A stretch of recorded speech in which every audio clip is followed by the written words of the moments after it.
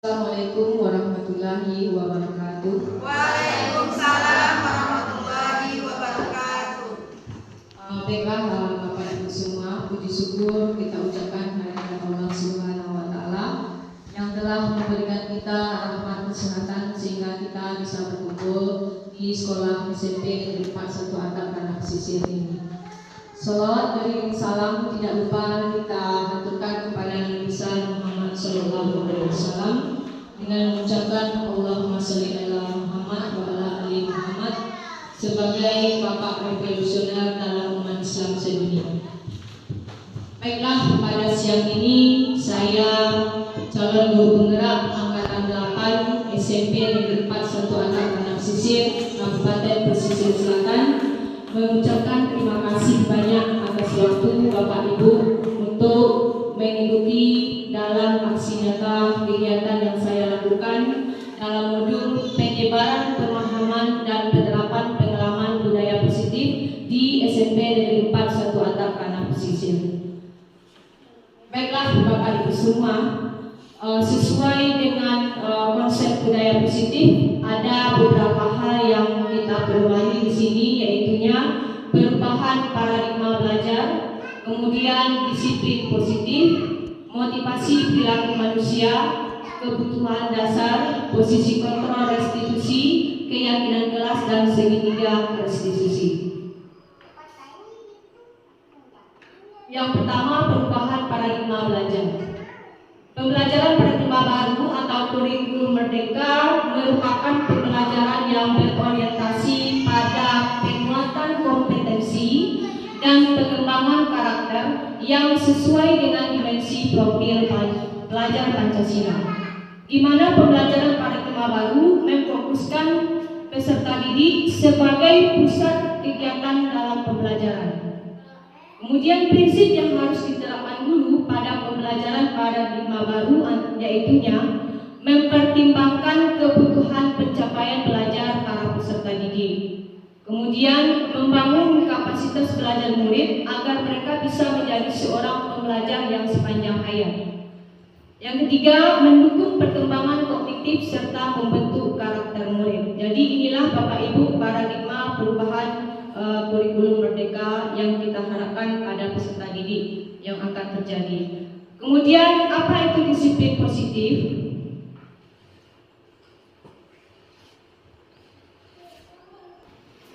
Disiplin positif di sini adalah menurut Hajar Dewantara dan Dian Gosen mengartikan disiplin sebagai bentuk kontrol diri, yaitu belajar untuk kontrol diri agar dapat mencapai suatu tujuan mulia yang dianut seseorang. Kemudian menurut Hajar Dewantara, di mana ada kemerdekaan, disitulah harus ada disiplin yang kuat. Sungguh pun disiplin itu bersifat self-disiplin, yaitu kita sendiri yang mewajibkan kita dengan sekeras-kerasnya. Tetapi itu sama saja, sebab jikalau kita tidak cakap melakukan self-disiplin, wajiblah seorang penguasa lain mendisiplinkan diri kita. Jadi maksudnya Bapak Ibu, jika seandainya bentuk disiplin positif ini tidak bisa dilakukan dengan kesadaran penuh oleh para stakeholder di sekolah, maka wajiblah penguasa atau orang-orang yang lain bisa mendisiplinkan diri kita. Kemudian selanjutnya, motivasi perilaku manusia. Seseorang bertindak untuk melakukan sesuatu tentu ada motivasi yang muncul dari dalam dirinya, yang terutama untuk menghindari ketidaknyamanan atau suatu hukuman. Kemudian untuk mendapatkan imbalan atau penghargaan dari orang lain. Kemudian untuk menjadi orang yang mereka inginkan dan menghargai diri sendiri dengan nilai-nilai yang mereka percaya. Dari ketiga motivasi perilaku manusia, dalam mewujudkan disiplin positif yang harus ditanamkan dalam diri murid adalah yaitu poin yang nomor 3 Bapak Ibu. Karena dengan memiliki motivasi tersebut, siswa atau murid telah memiliki motivasi intrinsik yang berdampak jangka panjang, di mana motivasi yang tidak akan terpengaruh pada adanya hukuman atau hadiah. Murid akan tetap berperilaku baik dan berlandaskan nilai-nilai kebajikan karena mereka ingin menjadi orang yang menjunjung tinggi nilai-nilai yang mereka hargai. Jadi Bapak Ibu, jika seandainya nanti siswa atau murid kita melakukan suatu pelanggaran atau hukuman, maka di sini yang mendasari perilakunya adalah dari dalam diri murid tersebut. Jadi otomatis yang perlu kita tuntun di sini adalah motivasi yang ketiga, yaitu menjadikan murid yang diinginkannya dan bisa menghargai diri mereka sendiri dengan nilai-nilai kebajikan yang telah mereka percayai. Selanjutnya, kebutuhan dasar manusia. Ada beberapa kebutuhan dasar manusia. Yang pertama yaitu kebutuhan untuk bertahan hidup, di mana di dalam kebutuhan ini bersifat fisiologis, yaitu suatu kebutuhan yang ingin dilengkapinya dalam bentuk kesehatan, rumah, dan makanan. Kemudian kebutuhan kasih sayang dan rasa diterima. Di sini termasuk kebutuhan psikologis, di mana murid-murid ini kebutuhannya untuk mencintai dan memiliki, kebutuhan untuk memberi dan menerima kasih sayang dan koneksi sosial. Kemudian kebutuhan kebebasan, kebutuhan akan kemandirian, memiliki pilihan dengan rasa senang atau mencoba hal-hal baru. Jadi selanjutnya kebutuhan akan kesenangan, di mana di sini kebutuhan untuk mencari rasa senang, bermain dan tertawa. Kemudian yang terakhir adalah kebutuhan penguasaan. Di sini yang kebutuhan penguasaan ini adalah kebutuhan pengakuan atas kemampuan, meliputi keinginan untuk dianggap berharga, bisa membuat perbedaan, bisa membuat pencapaian, kompeten, diakui dan dihormati. Namun Bapak Ibu, ketika seorang murid melakukan suatu perbuatan yang bertentangan dengan nilai-nilai kebajikan atau melanggar peraturan, hal itu sebenarnya dilakukan karena mereka gagal memenuhi salah satu kebutuhan dasar mereka. Maka itulah sebabnya mereka mungkin saja melakukan kesalahan atau pelanggaran itu ingin mendapatkan atau ingin memenuhi kebutuhan dasarnya dalam bentuk kasih sayang dan rasa diterima. Demikian Bapak Ibu mengenai kebutuhan dasar manusia. Selanjutnya posisi kontrol restitusi. Di sini posisi kontrol di sini ada 5 Bapak Ibu. Yang pertama posisi penghukum, di mana seorang penghukum bisa menggunakan hukuman fisik ataupun verbal. Orang-orang yang menjalankan posisi penghukum senantiasa mengatakan bahwa sekolah memerlukan sistem atau hal yang dapat lebih menekan murid-murid lebih dalam lagi. Di sini kalau di dalam posisi penghukum ini akan membuat murid menjadi pendendam atau memberontak dan tidak menyukai guru atau mata pelajaran yang diampunya. Kemudian posisi kontrol yang kedua adalah membuat merasa bersalah, di mana posisi ini biasanya guru akan bersuara lebih lembut. Membuat rasa bersalah akan menggunakan keinginan yang membuat orang lain merasa tidak nyaman. Murid akan merasa bersalah atau menjadi rendah diri dan menarik diri dari lingkungan. Ini adalah posisi membuat merasa bersalah. Kemudian posisi kontrol teman, di sini guru tidak akan menyakiti murid, namun akan tetap berupaya mengontrol murid melalui persuasi. Posisi teman pada guru bisa negatif ataupun positif. Positif di sini bisa berupa hubungan baik yang terjalin antara guru dan murid. Kemudian guru di posisi teman menggunakan hubungan baik dan humor untuk mempengaruhi seorang murid menjadi tidak mandiri, tidak bisa berpikir untuk diri sendiri. Murid berlaku baik pada orang-orang tertentu saja, atau pada guru tertentu saja, atau pada mata pelajaran tertentu saja. Kemudian pada posisi kontrol, pada posisi pemantau, memantau berartinya mengawasi. Pada saat kita mengawasi, kita bertanggung jawab atas perilaku orang-orang yang kita awasi. Di sini posisi pemantau berdasarkan pada peraturan-peraturan dan konsekuensi. Dengan menggunakan sanksi atau konsekuensi, kita dapat memisahkan hubungan pribadi kita dengan murid sebagai seseorang yang menjalankan posisi pemantau. Murid akan menghitung konsekuensi dan hadiah tanpa memahami sepenuhnya nilai kebajikan yang dituju. Nah, di sini murid akan tidak sepenuhnya menjadi mandiri. Manajer, di posisi manajer, guru berbuat sesuatu bersama murid, di mana mempersilakan murid untuk mempertanggungjawabkan perilakunya dan mendukung murid agar dapat menemukan solusi atas permasalahannya sendiri. Murid di sini lebih mandiri dan percaya diri dapat memecahkan masalahnya sendiri. Nah, Bapak Ibu semuanya, di sini di dalam posisi kontrol sangat diharapkan sekali kita sebagai guru bisa menelakkan posisi pada manajer. Di sini maksudnya adalah kita diharapkan supaya anak-anak murid kita nanti bisa menemukan solusi atas permasalahan yang mereka hadapi sendiri dan bisa menjadi murid yang bertanggung jawab dalam memecahkan masalahnya sendiri. Adalah bentuk-bentuk nilai-nilai kebajikan yang akan kita tanamkan menjadi suatu budaya positif di sekolah kita, di mana keyakinan seseorang akan lebih memotivasi seseorang dari dalam, atau motivasi intrinsik seseorang akan lebih tergerak dan bersemangat untuk menjalankan keyakinannya daripada hanya sekedar mengikuti serangkaian peraturan. Jadi Bapak Ibu, keyakinan kelas ini adalah salah satu bentuk nilai-nilai kebajikan universal yang tidak sama dengan peraturan-peraturan sekolah kita.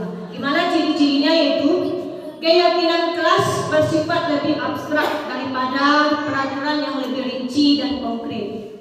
Kemudian keyakinan kelas berupa pernyataan-pernyataan universal. Pernyataan keyakinan kelas senantiasa dibuat dalam bentuk positif. Keyakinan kelas hendaknya tidak terlalu banyak sehingga mudah diingat dan dipahami oleh semua warga kelas. Keyakinan kelas sebaiknya sesuatu yang dapat diterapkan di lingkungan kelas. Kemudian semua warga kelas hendaknya ikut berkontribusi dalam pembuatan keyakinan kelas lewat kegiatan curah pendapat. Kemudian bersedia meninjau kembali keyakinan kelas dari waktu ke waktu. Bapak Ibu semuanya, kami di sini sangat mengharapkan Bapak Ibu semua sebagai wali kelas pada kelas-kelasnya untuk mulai membentuk keyakinan kelas bersama siswa, di mana di sini siswa yang diminta untuk menuangkan pendapat-pendapatnya, nanti diminta mereka bercurah pendapat mengenai kesepakatan kelas apa yang akan disepakati di dalam kelas tersebut untuk bisa dijadikan sebagai kebajikan-kebajikan universal di kelasnya. Yang mungkin nanti kalau keyakinan kelas sudah bisa diterapkan di kelasnya dengan baik, otomatis nanti keyakinan kelas ini sudah bisa dijadikan sebagai budaya positif di sekolah kita. Contohnya Bapak Ibu, keyakinan kelasnya meminta murid untuk masuk kelas tepat waktu. Nah, di sini benar-benar disepakati apakah semua siswa sepakat untuk hadir tepat waktu sebelum PPR. Jadi keyakinan kelas itu Bapak Ibu benar-benar diminta dari ide-ide murid-murid kita. Segitiga restitusi. Nah, di sini yang pentingnya Bapak Ibu untuk menangani masalah-masalah siswa murid-murid kita yang bermasalah, kita akan mencoba menggali titik persoalan murid kita sendiri melalui segitiga restitusi. Di mana di sini Bapak Ibu, sebelum kita memberikan hukuman atau sanksi kepada murid kita, sebaiknya kita menanganinya mulai dengan segitiga restitusi. Karena Bapak Ibu, hukuman dan sanksi itu sekarang dalam kurikulum mereka itu tidak diperbolehkan lagi. Jadi cara kita menangani kasus siswa kita yaitulah melalui segitiga restitusi. Yang pertama, ada 3 tahap dalam segitiga restitusi, yaitu menstabilkan identitas. Nah, di dalam kegiatan menstabilkan identitas ini, kita sebagai guru diminta untuk mencari kembali, mengolah kembali identitas murid kita, mengapa mereka melakukan kesalahan tersebut. Pasti ada alasannya murid kita untuk melakukan kesalahan, dan meyakinkan kepada mereka bahwa kesalahan yang mereka buat itu bukan satu-satunya yang mereka membuat kesalahan. Karena kita sebagai guru juga pernah membuat salah. Jadi langkah yang pertama itu pada murid kita menstabilkan identitas murid kita dulu. Kemudian baru selanjutnya langkah kedua, validasi tindakan yang salah. Baru kita mencari alasan-alasan mengapa murid kita melakukan suatu kesalahan tersebut.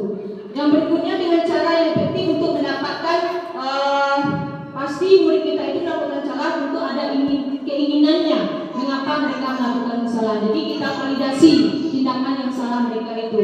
Kemudian baru langkah yang terakhir adalah menanyakan keyakinan. Nah, disinilah letaknya Bapak Ibu fungsi dari keyakinan kelas yang sudah dibuat tadi. Karena kalau murid yang membuat kesalahan berarti mereka sudah melanggar salah satu dari keyakinan kelas yang sudah disepakati di awal tadi. Dengan cara menanyakan keyakinan kelas apa yang telah mereka salah gunakan. Kemudian yang terakhir itunya murid-murid kita tentu ingin mendapatkan sesuatu dari kesalahannya itu. Kita tanyakan juga ingin menjadi orang seperti apa dia dengan berbuat salah itu. Jadi Bapak Ibu untuk menangani kasus-kasus murid kita sekarang tidak lagi dengan memberikan hukuman atau sanksi, tapi kita berusaha membuat murid itu bisa menemukan solusi atas permasalahan mereka sendiri dengan 3 langkah restitusi yang ada. Bentuk penyebaran budaya positif yang akan mungkin bisa kita terapkan di sekolah kita dari pembelajaran calon guru penggerak yang saya dapati. Mudah-mudahan uraian yang tadi bisa bermanfaat untuk kelangsungan proses pembelajaran di sekolah kita. Baiklah Bapak Ibu semua, dari sepanjang uraian yang disampaikan tadi, kalau ada masukan atau tambahan dari Bapak Ibu, kami persilakan.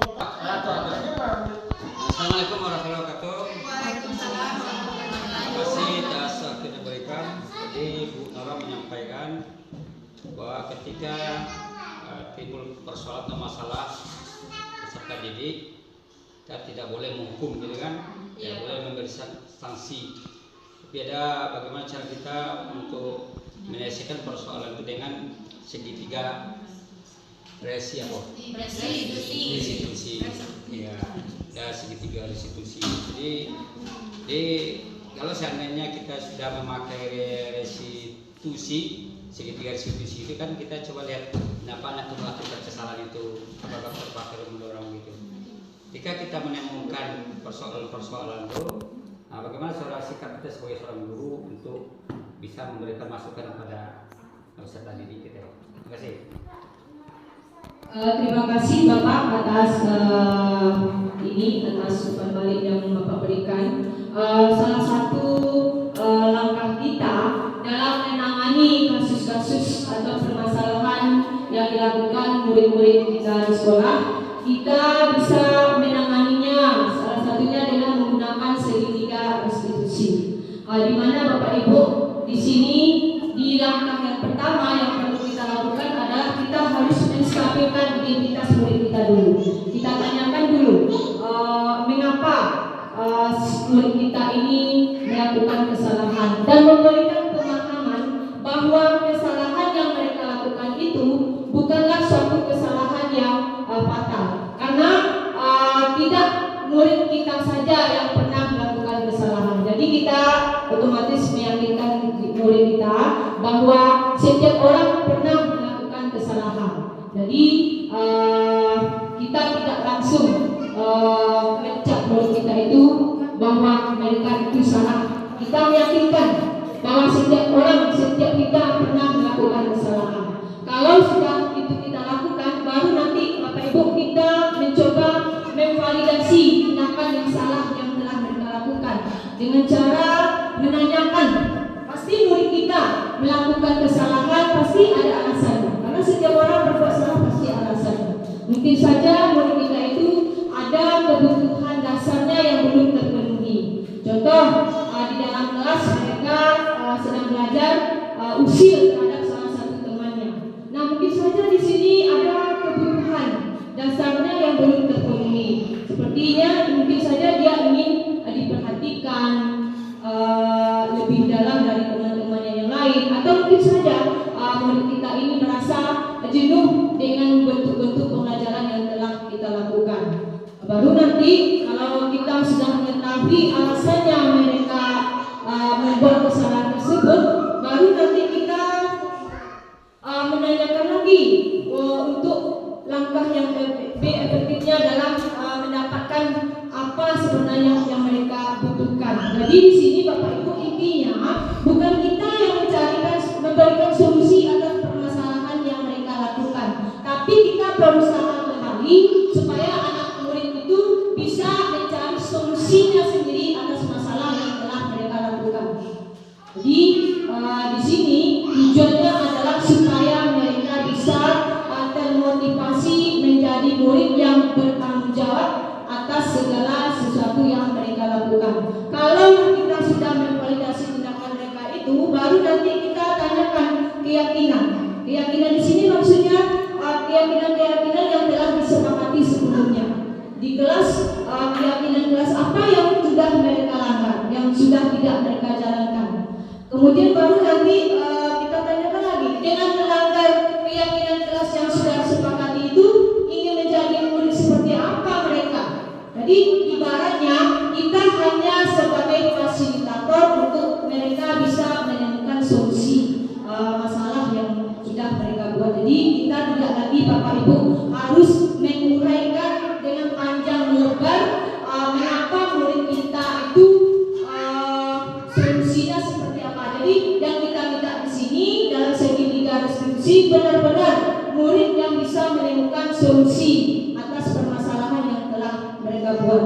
Jadi otomatis Bapak Ibu kita juga harus menanamkan motivasi diri murid kita untuk selalu berbuat dan menjalankan nilai-nilai kebajikan yang telah kita sepakati di dalam keyakinan kelas kita masing-masing.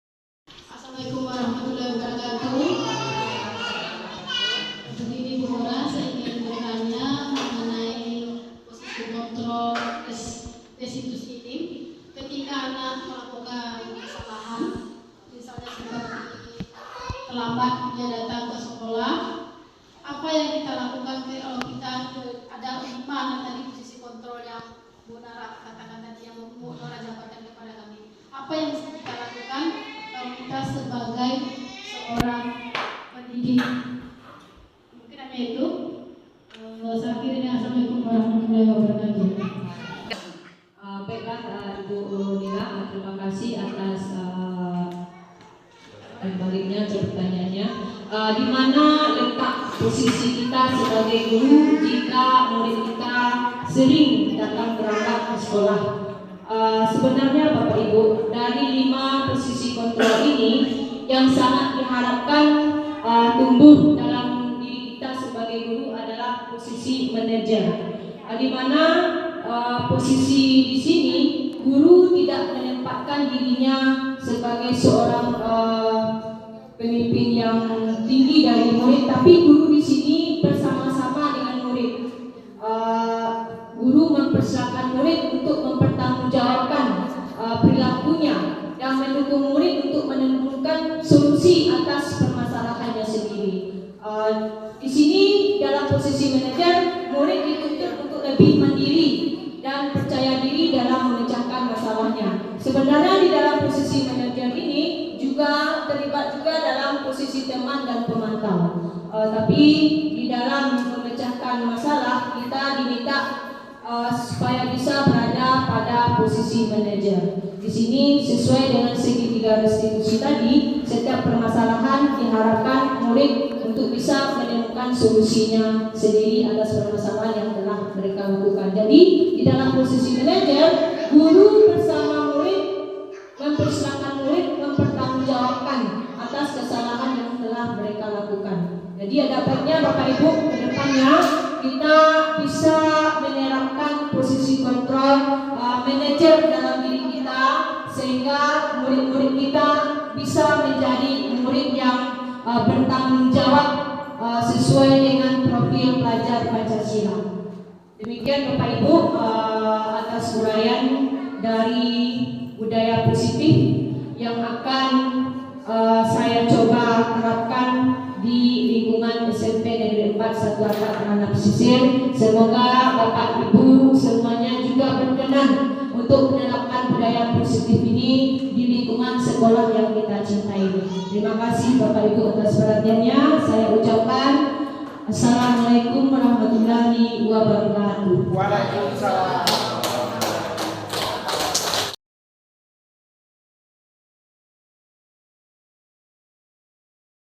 Aura sedang apa? Kelihatannya sibuk sekali.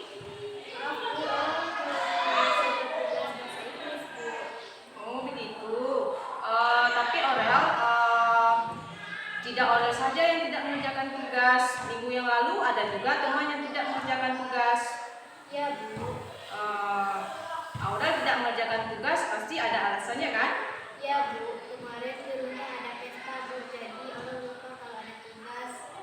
Oh ya, jadi kalau begitu kira-kira menurut Aurel ada tidak cara efektif untuk menyelesaikan tugas dengan baik? Ada Bu, sebaiknya tugas dikerjakan jauh-jauh hari sebelumnya tanpa menunda waktu dalam mengerjakan. Ya bagus. Kalau begitu kesalahan yang Aurel lakukan ini kira-kira melanggar keyakinan kelas kita tidak? Ya Bu, Aurel sudah tidak mengerjakan tugas dan tidak bertanggung jawab.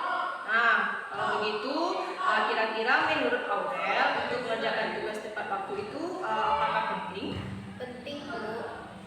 Jika Aurel sudah tahu, kira-kira apa yang akan Aurel lakukan selanjutnya untuk memperbaiki kesalahan ini?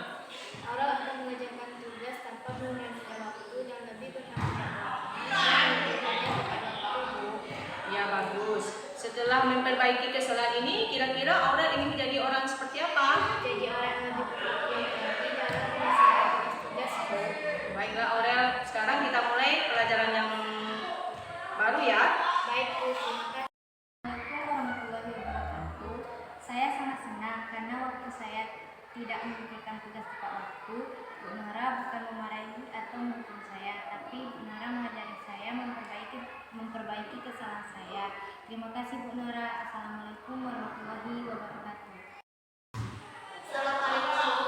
Waalaikumsalam. Siapa? Silakan Siapa? Oh iya. Siapa tahu tidak kenapa ibu panggil hari ini? Ziva telah masuk kelas Bu. Begitu.